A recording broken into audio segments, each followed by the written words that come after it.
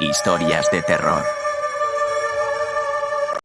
Hace muchos años, en un pequeño pueblo rural rodeado de densos bosques, existía una leyenda que atemorizaba a los lugareños. La historia hablaba de la Casa de las Sombras, un antiguo caserón abandonado en las afueras del pueblo. La mansión, con su arquitectura decadente y ventanas rotas, se alzaba como un monumento a la oscuridad. La leyenda contaba que la casa había sido habitada por una familia extraña, los Blackwood, a mediados del siglo XIX. Se decía que practicaban oscuros rituales y que, en una noche de luna llena, desaparecieron misteriosamente. Desde entonces, la casa fue considerada maldita y la gente del pueblo evitaba acercarse a ella, temiendo las sombras que acechaban en su interior. Un día, un grupo de jóvenes aventureros decidió desafiar la superstición y explorar la Casa de las Sombras. Entre ellos se encontraban Alex, un amante de lo paranormal, Emily, una valiente fotógrafa, y David, un escéptico que solo se unió por diversión. Armados con linternas y cámaras, entraron en la mansión en busca de respuestas. Desde el momento en que cruzaron el umbral, sintieron una opresión en el aire. El silencio era ensordecedor, solo roto por el crujir de las tablas bajo sus pies. Las paredes parecían susurrar historias olvidadas mientras avanzaban por pasillos oscuros y habitaciones polvorientas. Emily, intrigada por la historia, se separó del grupo para explorar el sótano. Allí encontró antiguos objetos rituales y extraños símbolos en las paredes. Mientras tomaba fotografías, una sombra se movió en el rincón de su ojo, pero al girarse